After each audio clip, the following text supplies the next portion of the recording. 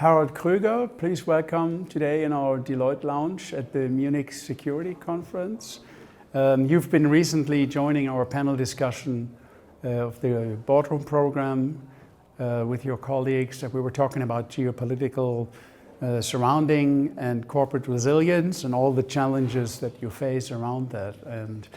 And as a very experienced executive, you've been CEO of BMW, a multinational automotive firm all over the world, very active, and then you've been joining as a non-executive director now at infrastructure-related companies like Deutsche Telekom and Lufthansa.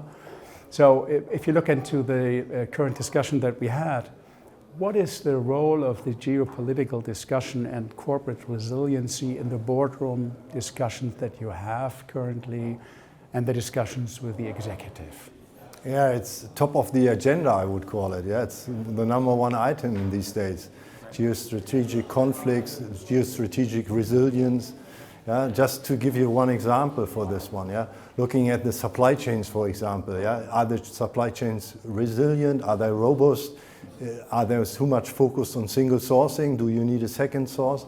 So geostrategic conflicts and scenario B's in case something happens. Yeah, it must be not a war. It must be not something which can be customs or impacts from also other things like earthquakes or whatever. So that is top of the mind, especially if the corporate business model is resilient. And what can you do and what needs to be done even one level down in terms of sourcing strategy, in terms of market strategy, in terms of production network.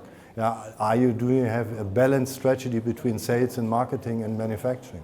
Okay. So that's in these days something which is on the one side the supervisory board is asking and challenging the board of management, and the board of management is working and thinking in scenarios and get advice as well as how resilient are our operations.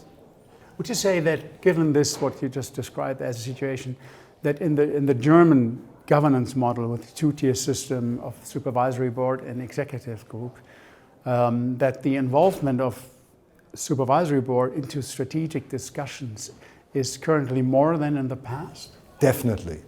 Yeah.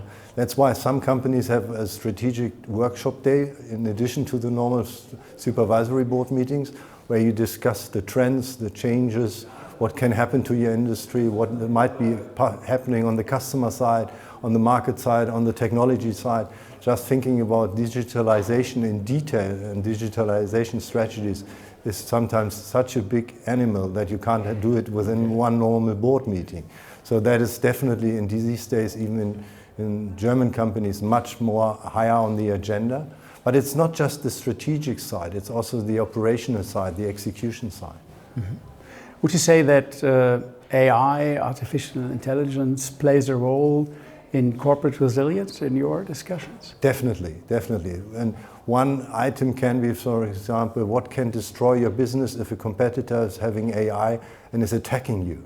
Okay. Yeah? And the second question would be, can you generate more value, more revenue with AI on the market side, on the customer side?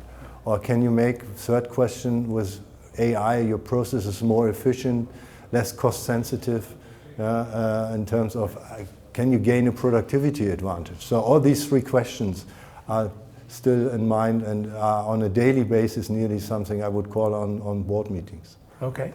Harald, thank you very much for joining us today in our panel discussion and here in my interview, and thank you for joining. No, thanks for the invitation, yeah, and thanks for the interview.